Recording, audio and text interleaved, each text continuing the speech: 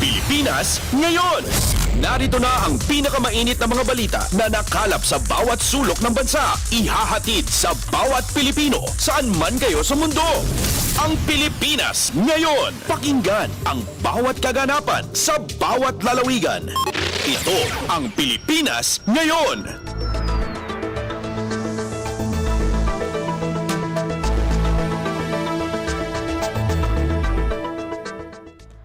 Magandang araw po sa ating mga tagapakinig. Welcome po ulit sa ating programang Ang Pilipinas Ngayon. Ito pong muli ang inyong lingkod, Steph Vicente.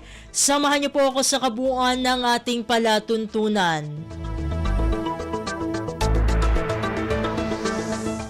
Tulad ng dati, mapakikinggan po ang ulat ng ating mga kapatid na himpilan sa probinsya, ang ating mga segmentong balitang negosyo at kalakalan, balitang sports at balitang artista, maging ang ilan sa mga pangunahing balita mula dito sa ating bansa.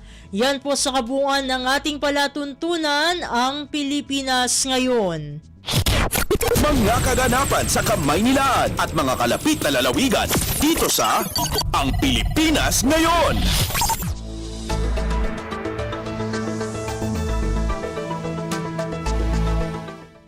Sa mahahalagang balita, pinirmahan na ni Pangulong Ferdinand R. Marcos Jr. ang Republic Act No. 12063 o ang Enterprise-Based Education and Training o EBET Framework Act nitong Huwebes sa Palasyo ng Malacanang. Ang bagong batas ay isang priority measure ng Administrasyong Marcos kung saan nakaangkla ito sa mga hakbangin ng pamahalaan upang palakasin ang enterprise training at maiwasan ang job mismatch. Narito ang kabuang talumpati ni Pangulong Ferdinand R. Marcos Jr. kaugnay ng naturang kaganapan. With the ceremonial signing of the Enterprise-Based Education and Training, or EBET, Framework Act, we reaffirm our commitment to addressing the skills gap in our labor force and pledge to forge a more adaptable, future-ready workforce.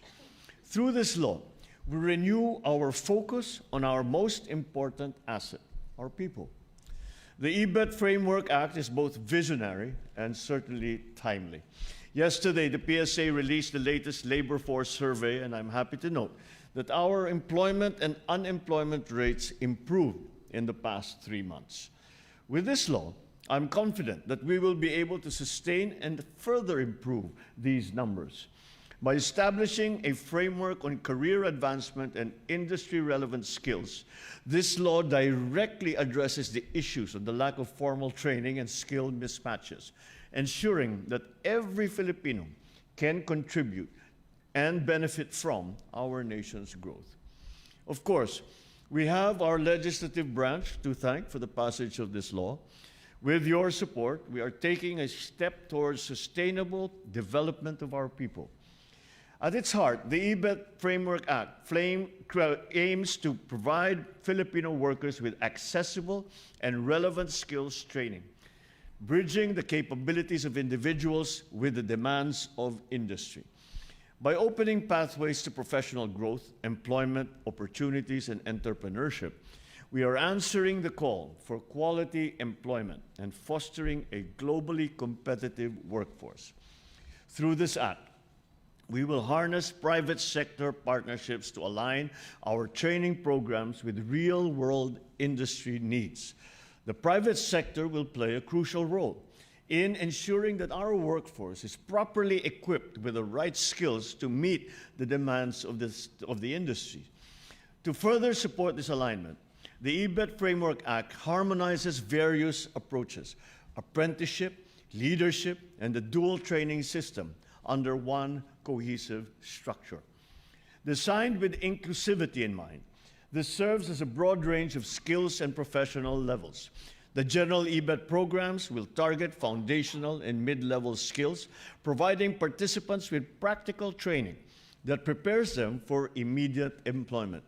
And this is actually a key element of this EBET Act, in that we have seen so many livelihood programs that we initiated, especially at the local government level, But at the end of the livelihood programs, those who have gone through those programs still do not find employment using the skills that they had just learned. And that is why it is very important to synchronize our training and our skills training with the actual requirements of industry and the labor market. And that's why the partnership between private and public is critical. Because if we are successful in doing this, before a student or a trainee is finished with their training, there already is an available space in the labor market waiting for them, specifically defined by industry and saying what we need are workers with these specific skills. And we will, in fact, help you to teach those skills. And once they are done with their training, then they can come and work for us. And that will address what we have all seen in all our efforts to increase labor, to increase employment. We have seen is the mismatch in terms of skills training and the labor market. This becomes particularly important in this day and age when, after the pandemic, everything has become different. And technology has advanced at a meteoric pace, and we have to keep up. And the new technologies that are being employed need to be serviced by our workers, and that is why this EBET Act is critical for achieving success in that regard. Through these programs, we prepare our people for these opportunities within just 6 months. For those seeking further advancement, apprenticeship programs will offer specialized training, building higher level competencies. Our collaboration with industry boards, technical vocational institutions, and government agencies should ensure that these competency standards remain relevant and consistently updated, preparing trainees for future roles in sectors experiencing rapid technological advancement. Recognizing the critical role of enterprises, especially micro and small businesses, this includes robust incentives to encourage their active involvement in workforce development. We provide fiscal incentives to enterprises that will implement EBET programs, including deduction from their taxable income equivalent to 50% of actual training expenses, donations or financial aid for technical vocational institutions or for the conduct of an EBET program as certified by TESDA are exempted from some of these taxes and duties. A one-stop shop portal shall be established for the availment of these incentives. To support micro and small enterprises, we are introducing EBET support integrators who will guide these businesses in analyzing both market trends, designing training plans, and organizing necessary documentation. This targeted assistance will make it possible for even the smallest businesses to provide high-quality, industry-aligned training, empowering them to uplift their communities and the economy as a whole. For our trainees, this act means a structured pathway towards employment and career progression. Beyond certifications, they will gain real-world experience that enhance their readiness to contribute from day one.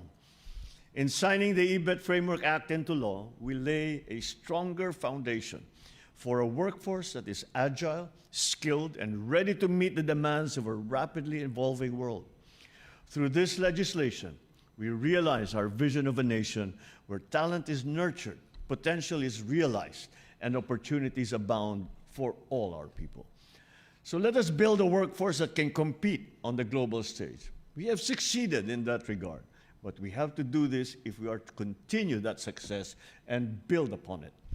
We are shaping a more inclusive, dynamic, and prosperous Bagong Pilipinas, where every Filipino has a chance to grow, the chance to succeed, and the chance to contribute to a shared future that is bright for all of us. Maraming salamat. Mabuhay ang Bagong Pilipinas.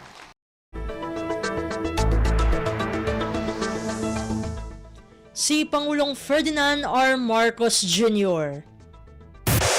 Pasada ng mga balita mula sa Pilipinas para sa mga Pilipino saan man sa mundo. Ang Pilipinas ngayon.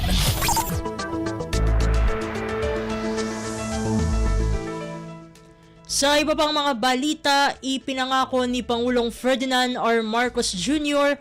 ang mas marami pang tulong sa mga Bicolano na biktima ng mga kalamidad.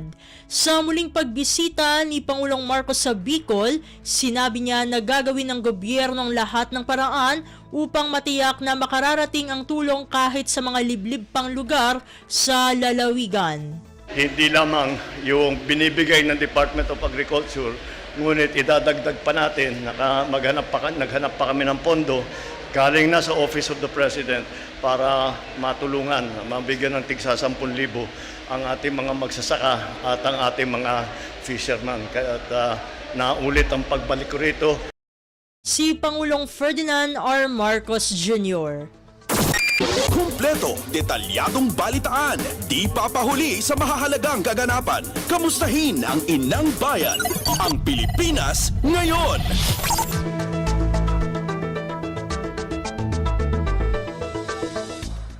Samantala, tiniyak naman ni Pangulong Ferdinand R. Marcos Jr. na sisimulan na ang pagtatayo ng Bicol River Basin Development Project sa unang quarter ng taong 2025.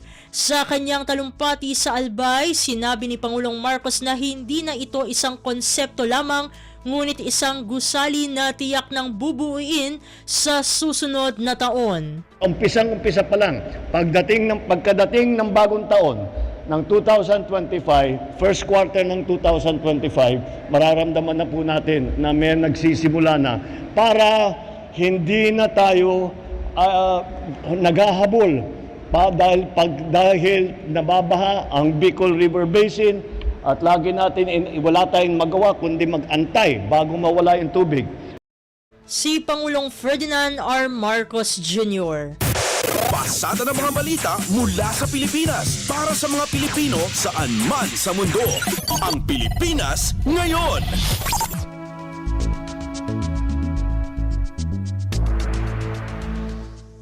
Sa iba pang mga balita, Pangulong Ferdinand R. Marcos Jr. nagpaabot ng pasasalamat sa ASEAN member countries kaugnay ng tulong na ibinigay ng mga ito sa Pilipinas sa harap ng mga dinaraanan nitong kalamidad. Ang detalye ng balita ihahatid sa atin ni Alvin Baltazar. Nagpahayag ng kanyang pasasalamat si Pangulong Ferdinand R. Marcos Jr. sa mga bansang kasapi ng Association of Southeast Asian Nations o ASEAN na nagpaabot ng tulong sa bansa. Sa gitna ito ng dinaan ng kalamidad ng Pilipinas mula sa magkakasunod na bagyo kamakailan. Sinabi ng Pangulo na kagaya ng ibang lugar ay tinamaan din naman sila ng kalamidad, ngunit sa kabila nito ay nagpaabot pa din sila ng tulong. Ang Singapore ay napagalamang nagpadala ng isang C-130 aircraft para magamit sa search and retrieval operations, habang ang Indonesia ay nag-provide naman ng isang H-22-5M Caracal at isang M117-V5 helicopter. Isang Eurocopter EC-725 ang pinadala naman ng Malaysia, habang ang Brunei Darussalam ay C-295 aircraft at dalawang S-70I helicopters. Pakinggan natin si Pangulong Ferdinand R. Marcos Jr. Ang ASEAN na nagpadala po ng tulong kahit kagaya ng ibang lugar, tinamaan din sila ng bagyo, ngunit binigyan pa rin tayo ng tulong. Mula sa Palasyo ng Malacanang, Alvin Baltazar, Radyo Pilipinas. Kumpleto, detalyadong balitaan, di papahuli sa mahahalagang kaganapan. Kamustahin ang inang bayan, ang Pilipinas ngayon.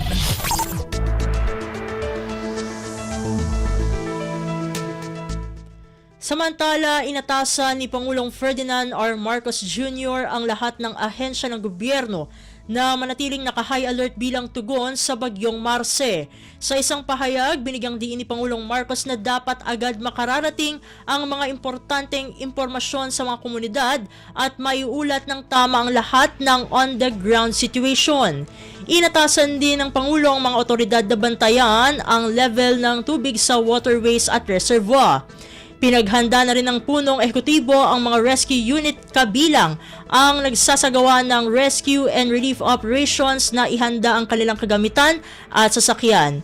Ipinaalala na rin ng Pangulo sa concerned agencies na ihanda na ang relief goods sa mga safe warehouses kung saan madaling makuha at mapadala sa mga apektadong lugar.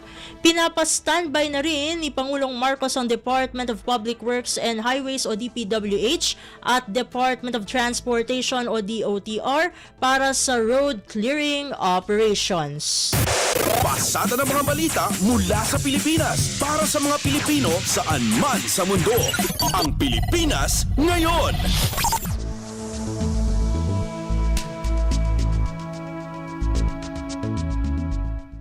Sa kaugnay na balita, DILG inatasan ang mga lokal na pamahalaan na magpatupad ng forced evacuation kasunod ng banta ng Bagyong Marce. Ang kabuang ulat, ihahatid sa atin ni J. Mark Dagala. Inatasan ng Department of the Interior and Local Government o DILG ang mga lokal na pamahalaan na higpitan pa ang pagpapatupad ng forced evacuation sa mga lugar na tukoy na maapektuhan ng Bagyong Marce. Sa isang memoranda, binigyan din ng DILG na kailangan sundin ang mga panuntunan sa ilalim ng Oplan Listo sa mga lugar na bantad sa pagbaha at pagguho ng lupa, partikular na sa Hilagang Luzon. Ipinaalala rin ang kagawaran sa mga lokal na pamahalaan ng kapangyarihan nito na magpatupad ng forced evacuation sa panahon na higit na kinakailangan alinsunod sa mga umiiral na batas. Dapat na isaalang-alang ng mga local chief executive ang prioridad nila na maging ligtas ang kanila nasasakupan, lalo na yung mga nakatatanda, may kapansanan at mga bata. Inabisuhan din ng DILG ang mga apektadong residente na huwag nang hintayin ang sapilitang paglilikas at sa halip ay unahin na ang kanilang kaligtasan sa pamamagitan ng pagtungo sa mga tinalagang evacuation center. J. Mark Dagala, Radyo Pilipinas.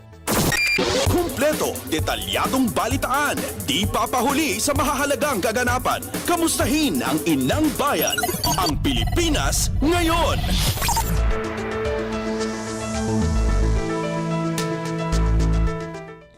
Samantala, antas ng tubig sa Cagayan River binabantayan din ng PDRMO sa gitna ng mga pag-ulang dala ng Bagyong Marce. Ang detalye ng balita ihahatid naman sa atin ni Hazel Morada ng RP3 Alert. Binabantayan ng Cagayan Provincial Disaster Risk Reduction and Management Office ang pag-apaw ng tubig sa Cagayan River, partikular ang Magat Dam na dumadaloy sa mismong ilog. Sa panayam ng RP3 Alert kay Cagayan PDRRMO Head Rueli Rapsing, ipinaliwanag ito na batay sa monitoring ng Pag-asa at Magat River Integrated Irrigation System, bagamat kakaunti ang matatanggap na ulan ng dam, ay magkakaroon pa rin ng swelling. Tumungtong na sa 6 meters na buntun water gauge, meron na tayong mga flooded areas like Pinakanawan Overflow Bridge, unpassable na yan. Teresa Boulevard ng Tuguegarao, unpassable na yan. Tanana Bukulan area ng Amulong West, flooded na po yan. And then unpassable na rin po yung bridge connect the eastern portion of Amulong, western portion ng Amulong. Kasama rin anya sa land use planning ng bawat munisipyo sa paligid ng ilog ang pag-relocate sa mga residente na nasa loob ng danger zone. Mula RP3 Alert, ito si Hazel Morada para sa Radyo Pilipinas. Pasada ng mga balita mula sa Pilipinas para sa mga Pilipino saan man sa mundo. Ang Pilipinas ngayon.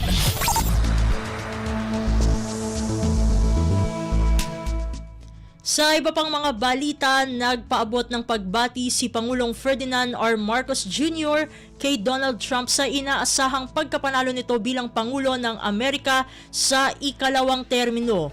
Una na naging presidente si Trump ng Estados Unidos noong taong 2017 hanggang 2021. Ayon kay Pangulong Marcos, umaasa siya na makakatrabaho niya si Trump sa iba't ibang usapin kung saan makikinabang ang Pilipinas at Amerika. Sabi ng Pangulo, committed ang Pilipinas sa matibay na relasyon nito sa Estados Unidos dahil nagsimula ito sa kalayaan at demokrasya. Kumpleto, detalyadong balitaan, di papahuli sa mahahalagang kaganapan. Kamustahin ang inang bayan, ang Pilipinas ngayon.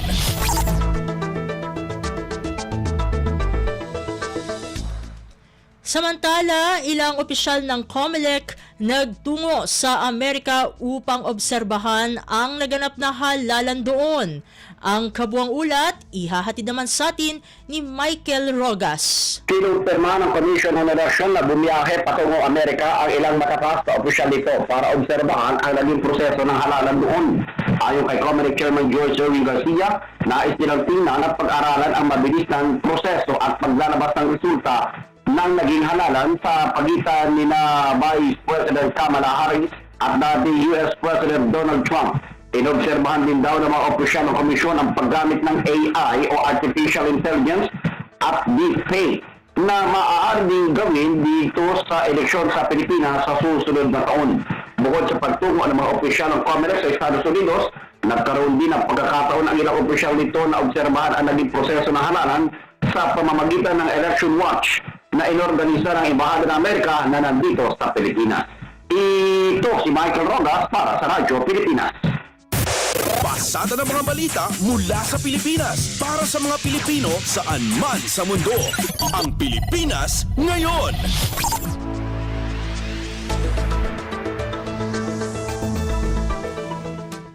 Sa iba pang mga balita, Pilipinas patuloy na isinusulong ang payapang resolusyon at paggalang sa international law sa usapin ng agawan ng teritoryo sa West Philippine Sea.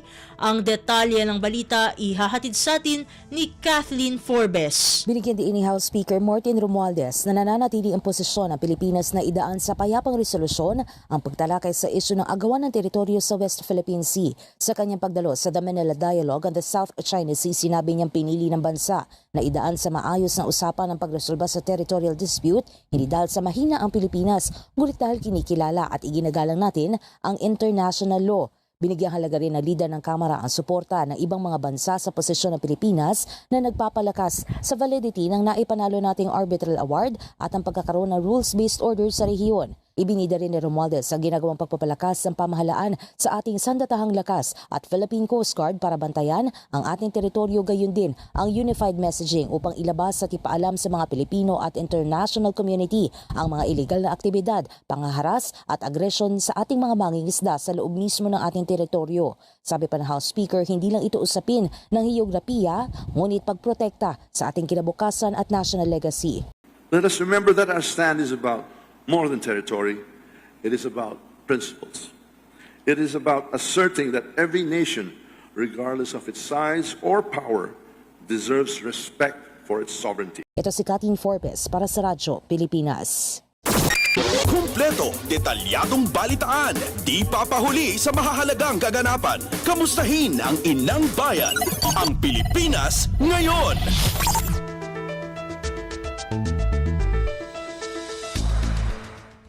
Samantala, gobyerno isusulong ang ilang mga hakbangin upang mapabuti pa ang labor force ng Pilipinas. Ang kabuang ulat, ihahatid sa atin ni Melanie Valdos Reyes. Upang lalo pang paghusayin ng Labor Force Survey ng Pilipinas, ilang mga hakbangin pang isinusulong ng pamahalaan para ihatid ang dekalidad na trabaho sa mga Pilipino.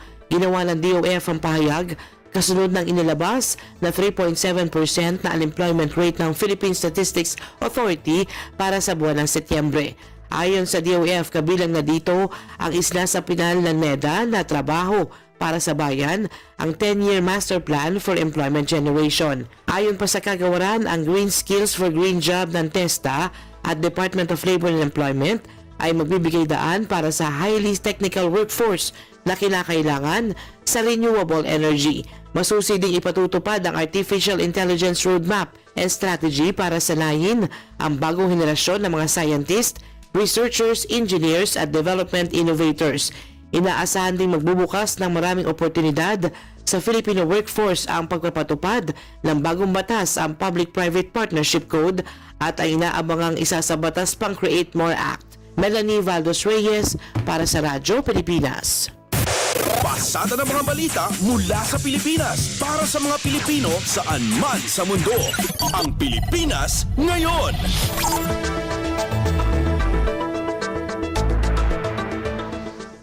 Sa iba pang mga ulat, CICC naglabas ng babala sa publiko hinggil sa panibagong modus ng mga scammer.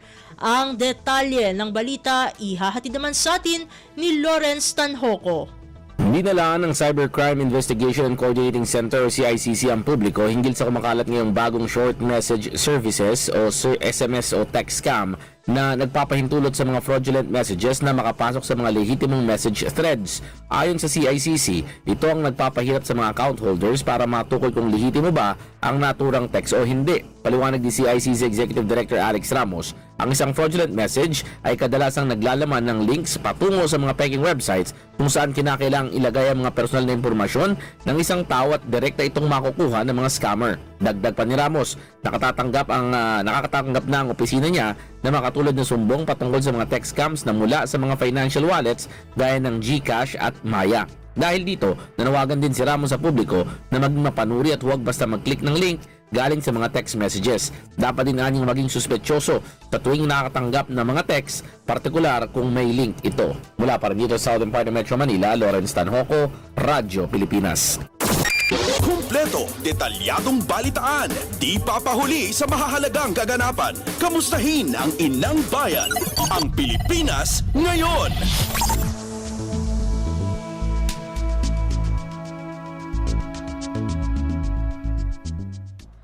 At iyan ang mga mainit na kaganapan para sa araw na ito. Samantala, ating antabayan ang mga ulat mula sa ating mga kapatid na himpilan sa probinsya para sa Regional News.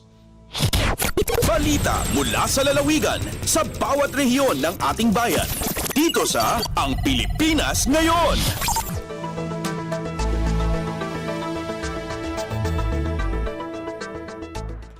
Narito na ang bugson ng ating mga regional news. Dumako muna tayo sa rehiyon ng Luzon.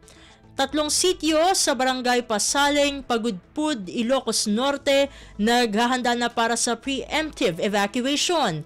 Nasabing bayan kabilang sa mga lugar na nasa signal number 4 dahil sa bagyong Marce. Ang kabuang ulat ihahatid sa atin ni Jude Pitpitan mula sa Lawag.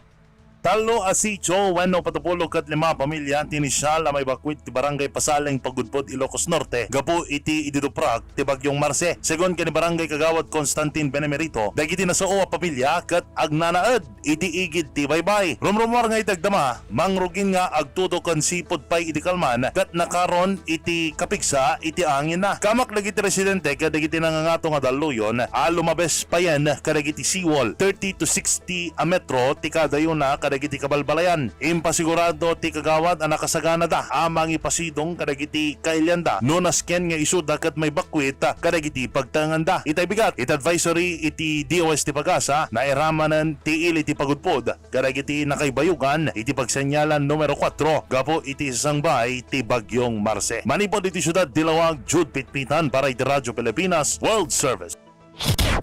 Balita mula sa lalawigan sa bawat rehiyon ng ating bayan. Dito sa Ang Pilipinas Ngayon.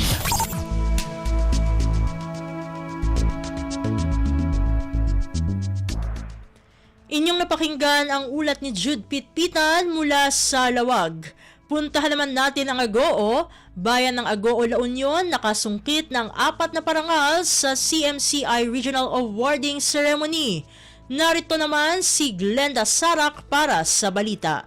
Nakagunod ito pat apamadayaw ti lokal gobyerno ti Agoo, La Union iti rimat ti amyana na rambak ti laing kantalugading Region 1 Cities and Municipalities Competitiveness Index 2024 Awarding Ceremony anaanga iti Candon City Arena, Candon City, Ilocos Sur Idicalman, Nobyembre 6. Kas first class municipality nabigbig ti Agoo, La Union kas top 1 overall most competitive municipality, top 1 iti government efficiency pillar, top 1 iti infrastructure pillar, ken top 3 iti economic dynamism pillar para iti entero a region 1. Siguan iti lokal gobyerno dagitoy apamadayaw tinatibker apammaneknag iti napintas a serbisyong ipapa iti munisipyo iti sidong ti panangidaulo ni Mayor Frank Sibuma.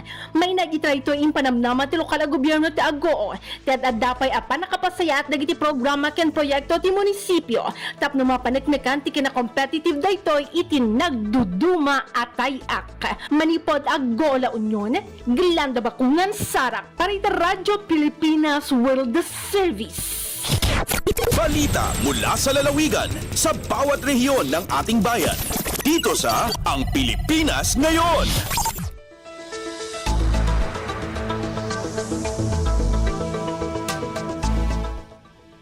Inyong napakinggan ang ulat ni Glenda Sarak mula sa Agoo. Dumako naman tayo sa rehiyon ng Kabisayaan. Pinsala ng Bagyong Christine sa fisheries sector sa Eastern Visayas umabot sa mahigit 16 na milyong piso. Ang detalye ng balita ihahatid sa atin ni Daisy Belizar mula sa Borongan. Inabot in sobra 16 milyones pesos ang kantidad ng danyos nga ginbayaan ng Bagyo Christine ha sinirangan Visayas. Tika nga nagkaruruba nga gatos-gatos nga aqua farm, fishing boats and gears, ngan post-harvest facilities, epikton makusog nga hangin nga nooran. Ini nakaapikta rin por lo menos 2,000 nga puro pangisda harihiyon. Diin ang probinsya Leyte ang nakapatikin pinakadamong apiktado, 1,269. Hakos sa municipalities ang bungtuhan Lapinig ngan Lawang nga Northern Samar ng Salcedo Eastern Samar naganto sindak nga danyo sa pangisdaan. Samtang may adaliwat mga pasilidad ang BFAR Leyte ngan Samar nga nagkaruruba nga ginbabana-bana 1.7 million pesos ang danyos. Sumalapahan Bureau of Fisheries and Aquatic Resources Regional Office 8 nga kabugusan inabothin sobra 28 milyones pesos ang danyo sa fisheries sector han nasod nga darahan kalamidad. Mula sa Borongan City, Daisy Lalosa Bilizar, Radyo Pilipinas World Service. Balita mula sa lalawigan sa bawat rehiyon ng ating bayan. Dito sa Ang Pilipinas Ngayon.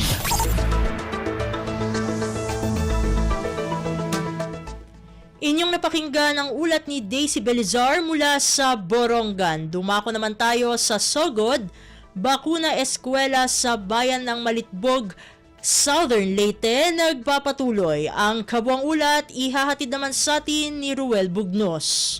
Ang Rural Health Unit sa lungsod sa Malitbog, Southern Leyte nagpadayon sa pagpatuman sa bakuna eskwela karong nga semana sa mga tunghaan. Kanatong Nobyembre 5, 2024 gibisita sa RHU ang Malitbog Central School, Malitbog National High School ug Huwangon Elementary School. Samtang kagahapong adlaw Nobyembre 6, sila usab mibisita sa Concepcion Elementary School, Concepcion National High School, Cantamuac Elementary School ug ang Binet Elementary School. Mapasalamatan usab ang Rural Health Unit sa mga tunghaan, magtutudlo mga kabataan ug ilang mga gidikanan sa pagsuporta ning mga programa nga nagtumong sa pagpanalipod sa mga kabataan batok sa ginatawag nga mga vaccine preventable diseases. Ang ayong masayran nga ang bakuna eskwela usa kini ka hiniusang inisyatiba sa Department of Health ug sa Department of Education nga nagtumong sa pagbakuna sa dili mo menos 3.8 ka milyon nga mga tinun-an sa pampubliko nga mga tunghaan nga naka-enroll sa grades 1 ug 7 sa mga bakuna sa tiptas rubella ug tetanus. Mahinumduman nga sa milabay nga mga semana ubay-ubay na nga mga tunghaan sa lungsod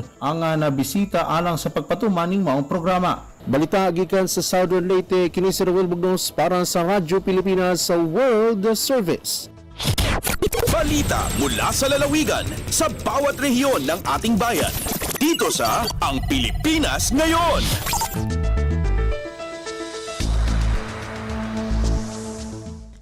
Inyong napakinggan ang ulat ni Ruel Bugnos mula sa Sogod.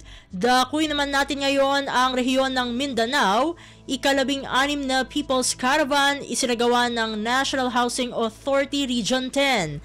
Ang detalye ng balita ihahatid naman sa atin ni Romy Kapinpuyan mula sa Cagayan de Oro. Gipahigayon sa National Housing Authority ang ka-16 nga People's Caravan serbisyong dalay pag-asa din sa Phase 1 Covered Court, Mambuaya Village, Cagayan de Oro City. Kapin sa 2,000 ka mga benepisyaryo sa NHA gikan sa lain-lain nga resettlement site sa Dakbayan ang miapil sa nasampit nga aktibidad. Ang karavan usa ka inisyatiba ni NHA General Manager Joe Bentay nagtingwang ipaduol ang lain-lain nga programa ug serbisyo sa kagamhanan sa mga benepisyaryo ug pamilya gikan sa mga kasikbit nga komunidad. Gikan sa Radyo Pilipinas Cagayan de Oro, kini si Romy Kapinpuyan para sa Radyo Pilipinas World Service. Balita mula sa lalawigan sa bawat rehiyon ng ating bayan. Dito sa Ang Pilipinas Ngayon.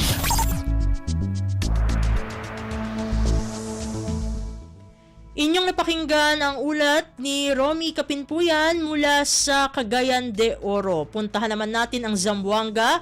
10 milyong pisong halaga ng swine production project iginawad ng Department of Agriculture sa mga hog raiser sa Zamboanga City.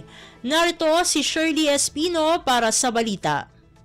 Ya recibi el mga hog raiser de Zamboanga a swine production project estable na Departamento de Agricultura por medio del Integrated National Swine Production Initiative for Recovery and Expansion o INSPIRE program. El día encabezado recientemente el groundbreaking del breeder-based swine production farm ng Barangay Calabasa esta ciudad que tiene el cantidad de 10 millones de peso. Parte del package que recibi el Zamboanga City Hog and Poultry Raisers Association amuel un biosecured facility, mga animal, zoological supplies, y otros pa. Asigun kun Eric Harina, presidente de la asociación, grande ayuda kanila mga hog raiser, el mention ang proyekto del DA que ahora hindi na sila necesitaan na otros lugar para sa kalang buen breed de mga puerco por causa tiene ang mismo breeder farm, el ciudad kaya dala el gobyerno. Desde aquí na RP Zamboanga sa si Shirley Espino para na Radyo Pilipinas World Service.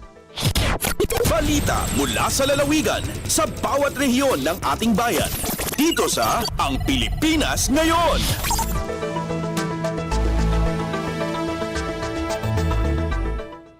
Inyong napakinggan ang ulat ni Shirley Espino mula sa Zamboanga. Dumako naman tayo sa Butuan. Pamahalaang panlalawigan ng Agusan del Sur committed na tulungan ang livestock farmers. Mga kambing, ipinamigay. Ang detalye ng balita ihahatid naman sa atin ni Jocelyn Morano. Manampusong napahigayon ang distribusyon sa mukaba 30 ka mga himsog nga kanding gilangkuban kini sa 23 ka babae ug 7 ka mga lalaki. Ngadto kini sa mga enrollees sa Goat Raisers Association sa Agusan del Sur kun graas ang lakang kabahin sa Goat Development Project ubos sa Poverty Alleviation Program, Livestock Development Program sa Kagamanan Probinsyal sa Agusan del Sur. Para usab masuportahan ang mga namuhi kahiyupan, ang Provincial Veterinary Office nagpasiugda sa mga pagbansay aron mulambo ang livestock farming sa probinsya. Samtang gibutyag usab ni Provincial Veterinarian Dr. Connie Luberdin gawa sa maong asosasyon, doon na pa'y mga kanding nga nahatag sa mga lugar nga naapektuhan sa kalamidad nitong bulan sa Pebrero ubos sa Rehabilitation and Recovery Program. Dinhi 28 ka mga kanding, diin 21 niini babae ug 7 ang lalaki ang gipangapod-apod ngadto na sa mga livestock farmers kinsa naapektuhan sa pagbaha sama sa Trento, Loreto, Santa Josefa, Bunawan, Rosario, San Luis ug Talacugod. Gikan sa RP Butuan, kini si Jocelyn Morano para sa Radyo Pilipinas World Service. Balita mula sa lalawigan sa bawat rehiyon ng ating bayan. Dito sa Ang Pilipinas Ngayon.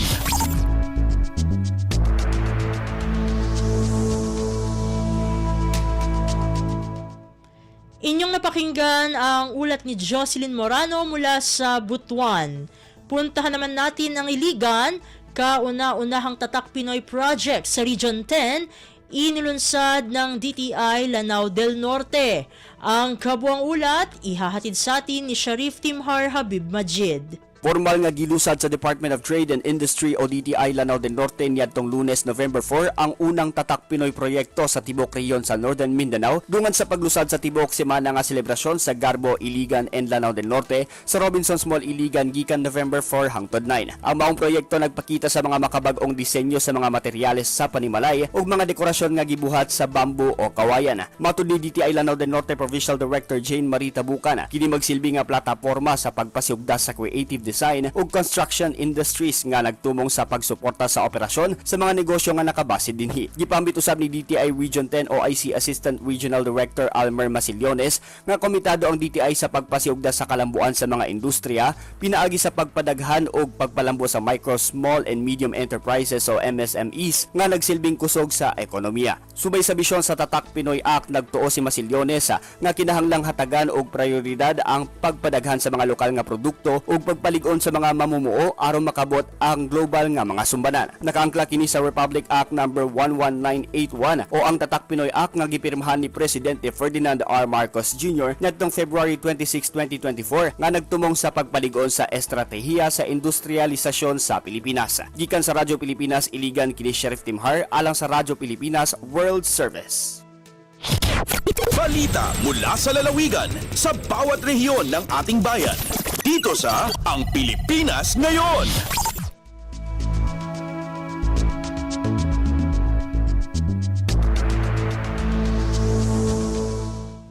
At inyong napakinggan ang ulat ni Sharif Timhar Habib Majid mula sa Iligan. Dito na nagtatapos ang ating regional news. Narito naman ang ating segmentong Balitang Negosyo at Kalakalan na ihahatid sa atin ng ating kasamang si Bea Gaza. Lagay ng ekonomiya, kalakalan, negosyo at iba pa. Atin ang alamin dito sa Ang Pilipinas Ngayon. Magandang araw, narito ang Balitang Negosyo at Kalakalan. Iniulat ng Philippine Statistics Authority o PSA na tumaas ang employment rate nitong buwan ng Setyembre sa 76.3% kumpara ito sa 75.5% sa kaparehong buwan ng taong 2023 at 76% sa buwan ng Agosto taong 2024. Pagbibigay detalye ni National Statistician Dennis Mapa, umakyat ang bilang ng mga Pilipinong mayroong trabaho sa 49.87 milyon nitong Setyembre ngayong taon mula sa 47.67 milyon noong nakaraang taon at 49.15 milyon nitong nakaraang Agosto. Samantala, bumaba naman ang unemployment rate sa 3.7% mula sa 4.5% noong Setyembre ng nakaraang taon at kumpara naman sa 4% nitong Agosto ngayong taon. Sinabi ni Mapa na ilan sa mga industriyang mayroong pinakamalaking dagdag sa employment ang administrative at support service activities, sinundan nito ng other service activities, wholesale at retail trade, public administration at defense at manufacturing. Tinataya ngayon ang Labor Force Participation Rate o LFPR ng bansa na nasa 65.7%, katumbas ng 51.77 milyong Pilipino na may edad 15 pataas na employed o unemployed, mas mataas sa 49.73 milyon sa Setyembre ng nakaraang taon. Mas maraming mga kababaihan, anima pa ang sumali sa labor market para sa tatlong magkakasunod na buwan. Gumanda ang bilang ng LFPR sa mga kababaihan na nasa 55.7% mula sa 53.4%. Lagay ng ekonomiya, kalakalan, negosyo at iba pa. Atin ang alamin dito sa Ang Pilipinas Ngayon. Bagamat patuloy na gumaganda ang estado ng labor market ng Pilipinas, sinabi ng National Economic and Development Authority o NEDA na nananatiling pagpapaganda sa kalidad ng trabaho at kabuhayan ng mga manggagawang Pilipino ang prioridad ng pamahalaan. Ayon kay NEDA Secretary Arsenio Balisacan, minamadali ng pamahalaan na tugunan ang balakid sa paglikha ng dekalidad ng mga trabaho at tinututukan din ang kolaborasyon sa mga pribadong sektor upang mabigyan ang mga manggagawang Pilipino ng tamang kasanayan at kakayahan. Dagdag ni Balisacan, magpapatuloy ang pamahalaan sa pagpapatupad ng supply and demand side interventions upang makamit ang quality employment targets na nakalagay sa Philippine Development Plan 2023 to 2028. Paliwanag ni Balisacan, mahalaga ang pagpapabilis ng implementasyon ng bagong pangunahing mga proyektong pang-infrastruktura, partikular sa enerhiya, logistics at physical at digital connectivity para mabuksan ang potensyal na paglaki ng ekonomiya ng bansa. Anya, nakatutulong din ang pagkakapasa ng Apprenticeship Bill, Lifelong Learning Bill at Enterprise Productivity Act sa pagpapahusay ng employability ng Filipino workforce. Tinatrabaho na rin ng pamahalaan ang pagsasapinal ng trabaho para sa bayan o TPB Plan. Nilagdaan ni Pangulong Ferdinand R. Marcos Jr. ang Trabaho para sa Bayan Act noong Setyembre ng nakaraang taon. Dito minamandato ang pagbuo ng Trabaho para sa Bayan Plan upang makalikha ng national employment na nakasentro sa pagdadagdag ng bilang at kalidad ng oportunidad sa trabaho sa bansa. Ganun din ang pagpapaganda sa employability ng mga Pilipino. Lagay ng ekonomiya, kalakalan, negosyo at iba pa. Atin ang alamin dito sa Ang Pilipinas Ngayon. Pangwakas sa ating balitang negosyo at kalakalan, inanunsyo ng Department of Energy o DOE ang paglikha nito ng partnership sa Land Bank of the Philippines o LBP upang ma-expedite o mapabilis ang suporta sa host communities sa ilalim ng Energy Regulations 1-94 o ER 1-94 program. Ang DOE ER 1-94 program ay tumutukoy sa direkta at reasonableng benepisyo na binibigay sa mga komunidad komunidad na nagho-host ng energy resources o energy generating facilities tulad ng mga planta na ginagamit sa ilang mga lugar. Nakasaad sa Memorandum of Understanding o MOU ang pagtatatag ng trust account na layuning i-streamline ang access ng mga ER 1-94 beneficiaries sa essential funds. Sa isang pahayag, sinabi ni DOE Undersecretary Rowena Guevara na mahalaga ang hakbang na ito para sa mga host communities upang agarang ma-access at magamit ang mga pondo. Nakapagtukoy na ang DOE ng target na mga barangay na mabibigyan ng ER 1-94 trust accounts. Kasama rito ang mga Indigenous Peoples, IPs o Indigenous Cultural Communities o ICCs na malapit sa small hydropower plants at new generation facilities. Sa pamamagitan ng MOU, nangako ang LBP na ililibre na ang service charges para sa mga hirap makabayad para ma-maintain ang minimum balance sa mga account. Paiigtingin din ng LBP ang paghahatid ng impormasyon hinggil sa availability ng naturang programa sa 607 branch at branch light units nito sa buong bansa. Lagay ng ekonomiya, kalakalan, negosyo at iba pa. Atin ang alamin dito sa Ang Pilipinas Ngayon. At yan ang ating balitang negosyo at kalakalan. Ito si Bea Gaza para sa Radyo Pilipinas World Service. Lagay ng ekonomiya, kalakalan, negosyo at iba pa. Atin ang alamin dito sa Ang Pilipinas Ngayon.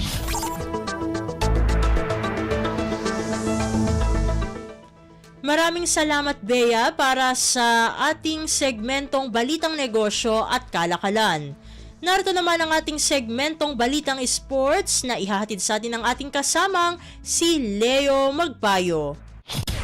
Updates at pinakahuling mga usapin sa mundo ng palakasan.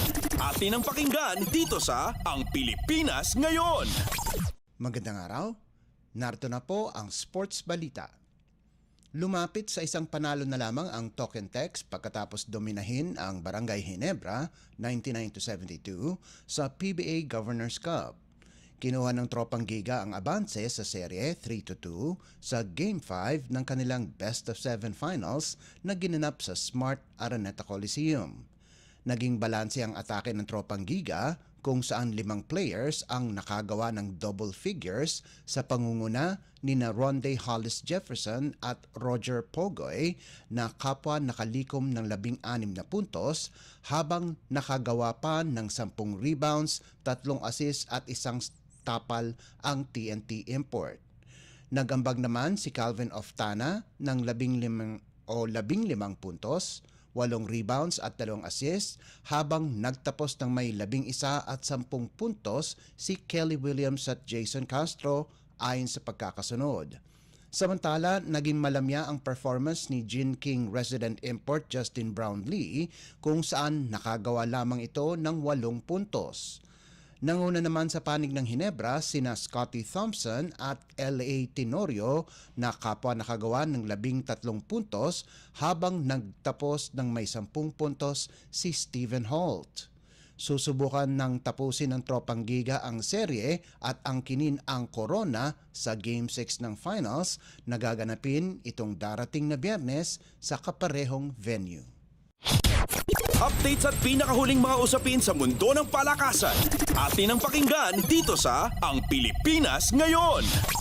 Lumiyab sina Cyrus Cuenco at Clint Escamis sa second half para sa Mapua University at kunin ang panalo laban sa University of Perpetual Help System Delta sa NCAA Season 100 Men's Basketball Tournament.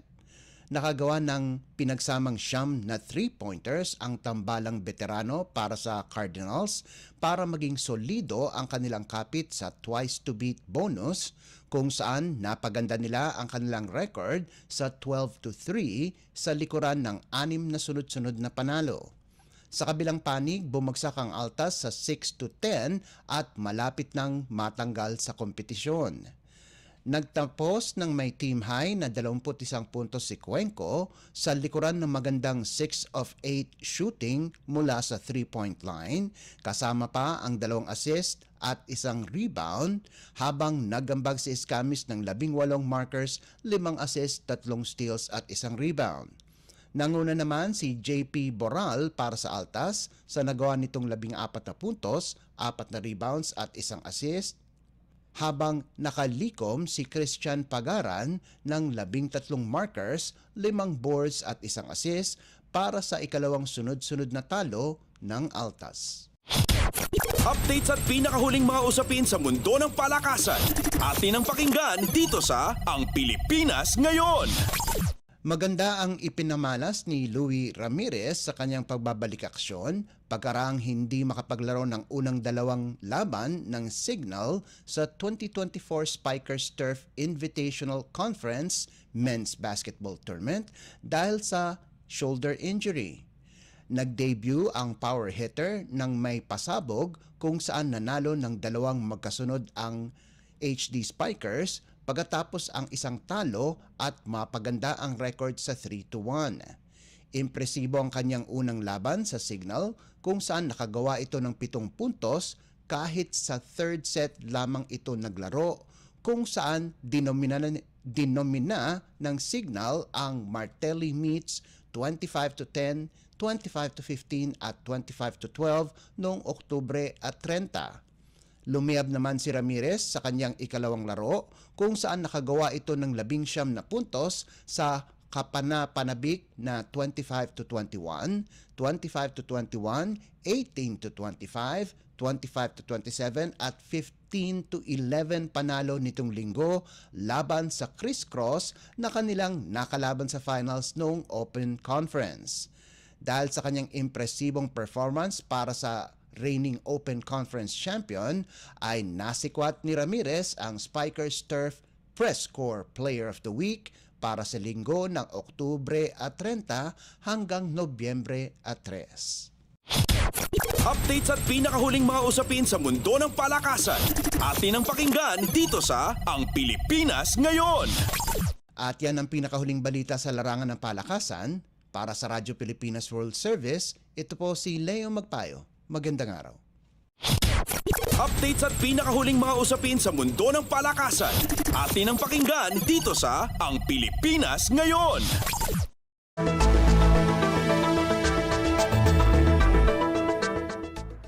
Maraming salamat Leo para sa ating segmentong Balitang Sports. Samantala, narito na ang latest chika sa ating segmentong Balitang Artista kasama ang nag-iisang si Mama JT. Ang latest, ang hottest sa showbiz and entertainment. Heto na sa Ang Pilipinas Ngayon. Hello! Magandang araw sa ating mga chismoso at chismosang nag-aabang ng mga trending na balita sa mundo ng showbiz. Ito na ang ratsyada ng mga chika. Pinuri ng batikang aktor na si Piolo Pascual, si Coco Martin sa pagiging aktor at direktor nito. Ang lead star at direktor ng FPJ's Batang Quiapo ang nagdirect ng maaaksyong eksena sa isa pang hit kapamilya series na Pamilya Sagrado na pinagbibidahan ni Piolo. Mapapanood ang mga eksenang idinirect ni Coco sa nalalapit na pagtatapos ng naturang serye sa susunod na linggo. Sa isang press con ni Piolo para sa finale ng nasabing teleserye ay ibinida nito si Coco bilang direktor. Ayon kay Papa P, ibang klase ang ipinapakitang professionalismo ni Coco dahil inaaral ni Coco ang script bago ito sumabak. Patuloy pa niya, quote and unquote, nag-pre-prod siya. Nakakatuwa because you get to be directed by Coco who is in his prime as well.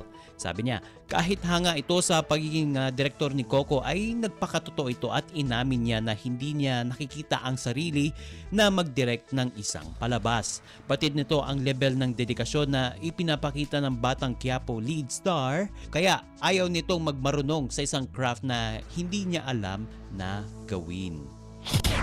Ang latest, ang hottest sa showbiz and entertainment. Heto na sa Ang Pilipinas Ngayon.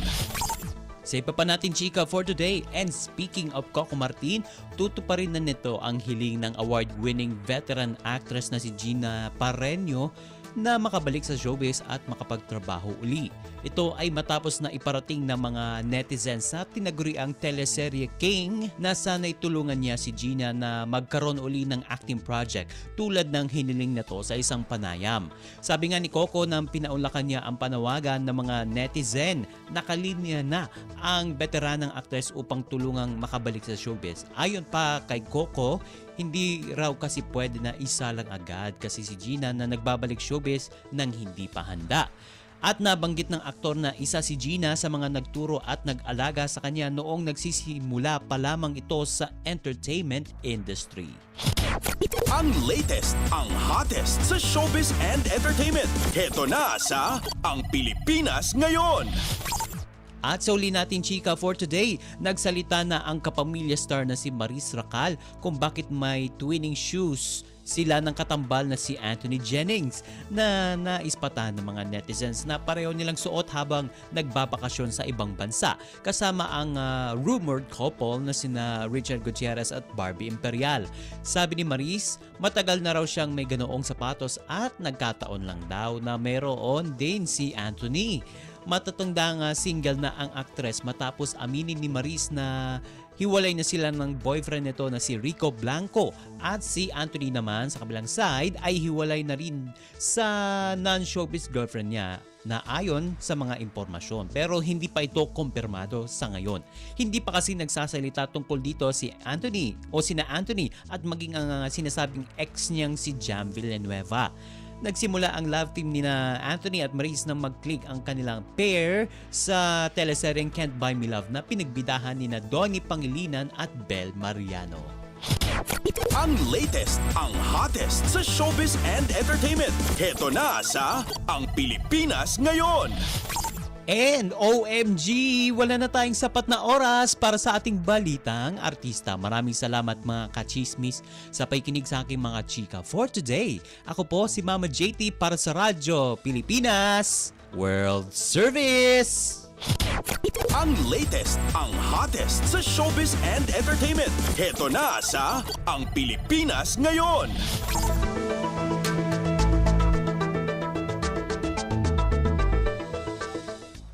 At yan po ang kabuuan ng ating programa para sa araw na ito. Samantala, magpapasalamat muna tayo sa ating mga nakasama sa ating transmitter site sa Tinang, sa studio. Kasama natin sina Milo Jonella, Susan Aison at Anthony Pimentel.